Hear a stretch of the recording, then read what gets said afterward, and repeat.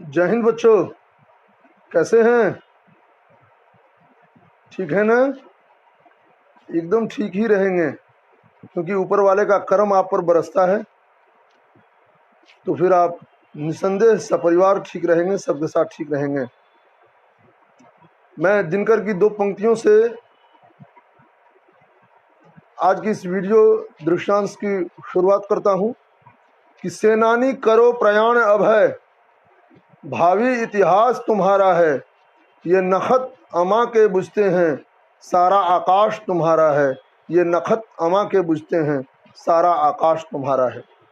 आज इन 2 पंक्तियों के साथ साहित्य के उस महापुरुष की मैं चर्चा करूंगा जिनका नाम हिंदी साहित्य आकाश में सूर्य की तरह चमकता है और बहुत आदर सम्मान के साथ लिया जाता है। बच्चों, इनका नाम है सर्वेश्वर दयाल सक्सेना, जो आपकी जो पाठ्य पुस्तक है क्षितिज, उसमें पाठ 15 मेघ आए के रचयिता हैं, कृतिकार हैं। तो मेघ आए, उनकी कलम की यह रचना, उनकी कलम की यह कृति आपके सामने प्रस्तुत है।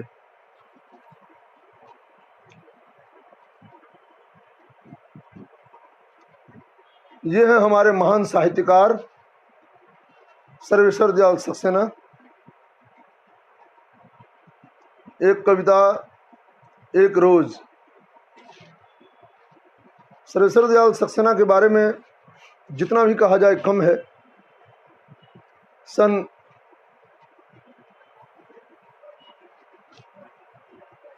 इनका जन्म 15 सितंबर 1927, जैसा कि आप सब देख रहे हैं यहाँ, ईस्वी में उत्तर प्रदेश के बस्ती जिले में एक साधारण परिवार में हुआ था। आप तीसरे शतक के महत्वपूर्ण कवियों में से एक हैं। आपकी शिक्षा बस्ती, बनारस और इलाहाबाद में हुई थी। बाद में दिनमान के आप संपादक रहे, उप संपादक रहे, क्षमा करें, और पराग पत्रिका के संपादक बने। पराग बच्चों की पत्रिका बहुत ही प्रसिद्ध पत्रिका मानी जाती थी उस जमाने में, अभी भी है, अभी भी चल रही है यह पत्रिका। तो ऐसे थे। सन 1983 में इनका देहावसान भी हो गया। बहुत सारी रचनाएं इन्होंने की, जिनमें से एक रचना आपके समक्ष प्रस्तुत है, मेघ आए। मेघ आए यह कविता बहुत ही महत्वपूर्ण है। इस कविता में मानवीकरण अलंकार का, ऐसे तो बहुत सारे अलंकारों का प्रयोग किया गया है, लेकिन मानवीकरण अलंकार का जमकर प्रयोग किया गया। पूरी कविता ही मानवीकरण अलंकार के अंतर्गत है। इसमें मेघ आए कविता एक विशेष प्रकार के चित्र को उपस्थित करती है। फर्ज कीजिए, यानी कल्पना कीजिए कि कोई दामाद बहुत दिनों से ससुराल न आ रहा हो, रूठा हुआ हो शायद, और एकाएक साल भर के बाद उसके आने की खबर पहुंचे, तो ससुरालियों में, यानी ससुराल वालों में कितनी खुशी की लहर दौड़ेगी। और ग्रामीण इलाकों में होता क्या है कि एक गांव घर की जो बच्ची होती है, लड़की होती है, वह एक परिवार की लड़की नहीं होती, वह पूरे गांव की लड़की मानी जाती है। उसके साथ समस्त गांव, समस्त बस्ती, समस्त उस इलाके, उस पंचायत की इज्जत, मान, मर्यादा जुड़ी हुई होती है। बहरहाल, जब किसी के घर में कोई मेहमान आता है, हमारे ज़माने में तो ऐसा था, अभी भी ऐसा होता ही होगा, बहुत सारे इलाके ऐसे हैं अभी, वहाँ इस तरह की कहानियाँ देखने को मिलती हैं कि एक घर में मेहमान आता है तो आंगन में, अड़ोस पड़ोस में जितने लोग होते हैं, सबके यहाँ से कटोरियों में भर भर कर सब्जियाँ पहुँचाई जाती हैं। और उस मेहमान को पता ही नहीं लगता कि इतनी जल्दी ये इतनी सब्जियाँ कैसे इकट्ठी हो गई, इतनी जल्दी कैसे बन गई इतनी सारी सब्जियाँ। 2 से 3 मिनटों में कम से कम जितने पड़ोसी हैं उतनी सब्जियाँ, कम से कम 2-2 सब्जियाँ बनती हैं, तो और 12, 13, 15 सब्जियाँ इकट्ठी हो जाती हैं।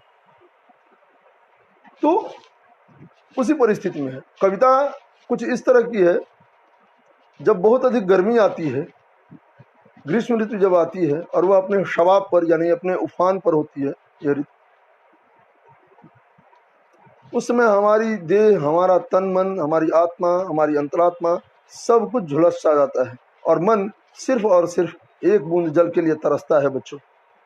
और तब बहुत ही बेसब्री से, बहुत बेकली से, बहुत बेकली से बहुत ही गंभीरता और शिद्दत से बादलों की खोज की जाती है कि हे बादल आओ आओ। उस समय की जो स्थिति होती है वह कहने के लायक नहीं होती। मैं समझता हूँ कि शब्दों में वह सामर्थ्य नहीं कि इसकी बयानबाजी कर सके, बस वह विकलता वही समझ सकता है जो भुक्तभोगी होता है। तो ऐसे में ग्रीष्म ऋतु में बादलों का आना ऐसा लगता है जैसे साल भर के बाद किसी दामाद का ससुराल आना हो। बस इन दोनों का तारतम्य यहाँ देखिए। मैं पहले 4 पंक्तियां पढ़ दूं कि मेघ आए बड़े बंठन के संवर के, मेघ आए बड़े बंठन के संवर के, आगे आगे नाचती गाती बयार चली, दरवाजे खिड़कियां खुलने लगी गली गली, पाहुन जो आए हों गांव में शहर के, मेघ आए बड़े बंठन के संवर के। क्या बात है। कवि कहता है कि आकाश में बादल छाए हुए हैं, बादलों को देखकर ऐसा प्रतीत होता है जैसे कोई मेहमान बन संवर कर सज संवर कर ग्राम आता है, ससुराल आता है। शहर से आने वाले मेहमान को देखकर लोगों में प्रसन्नता की लहर दौड़ रही है। और यह गर्मी जो है यह हमें झुलसाती है, यह गर्मी हमें परेशान करती है, यह गर्मी हमें बहुत ही रुलाती है, तपाती है।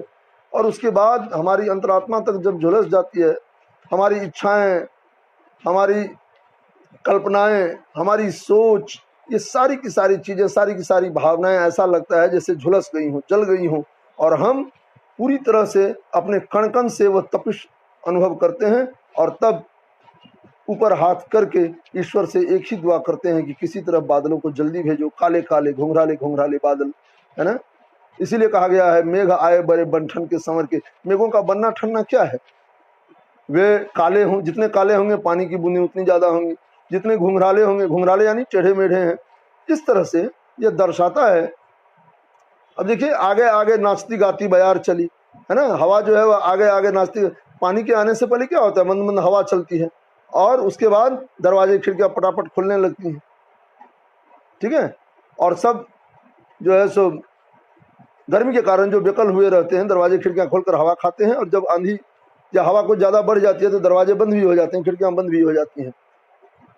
या यदि तेजी न आए उस हवा में तो फिर दरवाजे खिड़कियां खुली ही रहती हैं और सब उचक उचक कर देखते हैं। ऐसा लगता है जैसे बहुत दिनों के बाद मेहमान आए हों और लोग बाग अपने घरों से उचक उचक कर, खिड़कियों दरवाजों से उचक उचक कर देख रहे हैं।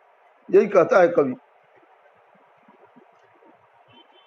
उनको देखकर लोगों में प्रसन्नता की लहर दौड़ जाती है।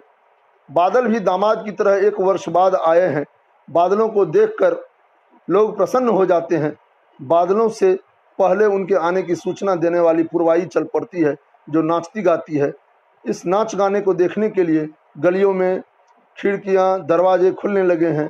लोग मेघ रूपी दामाद को देखना चाहते हैं। मेघ के आने से हवा भी चलने लगी है, हवा भी जैसे खुश हो रही हो ऐसा महसूस होता है।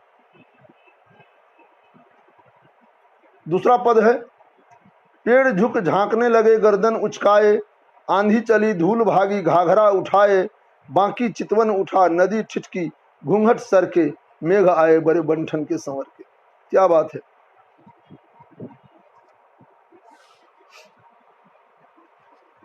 मैंने पहले ही कहा कि मानवीकरण किया गया है।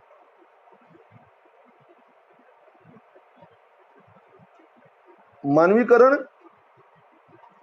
क्या गया है कि पेड़ झुक झांकने लगे गर्दन उचकाए, आंधी चली धूल भागी घाघरा उठाए, बाकी चितवन उठा नदी ठिठकी, घूंघट सर के, मेघ आए बड़े बंठन के संवर के। मेघ रूपी मेहमान बादल के रूप में आते हैं। मेहमान के आने पर जिस प्रकार लोग झुककर प्रणाम करते हैं और फिर गर्दन उचकाकर झनकार देखते हैं, उसी तरह बादल के आने पर पेड़ हवा के वेग से झुके और डोलने लगे। ऐसा लगता है जैसे अपनी जिज्ञासा शांत करने के लिए कुछ ग्रामीण अतिथि को देख रहे हों धीरे धीरे। क्या है, अब जैसे कोई बहुत दिनों के बाद दामाद आए तो गांव में हलचल मच जाती है। जितने बूढ़े बुजुर्ग होते हैं वे इधर उधर जो है झांक झांक कर ताक झांक करके देखने लगते हैं, कौन आए कौन आए, अच्छा अमुक के दामाद आ रहे हैं, फलाने के दामाद आ रहे हैं, अरे बाप रे बहुत दिनों के बाद आ रहे हैं, अरे वो क्या बात है भाई, क्या रूठे हुए थे क्या, अरे नहीं, कोई दूसरा बोलता अरे नहीं रूठे हुए नहीं थे, ऐसे ही। लेकिन तुम्हें कैसे मालूम रूठे हुए नहीं थे, कोई दामाद इतने दिनों के बाद आता है क्या।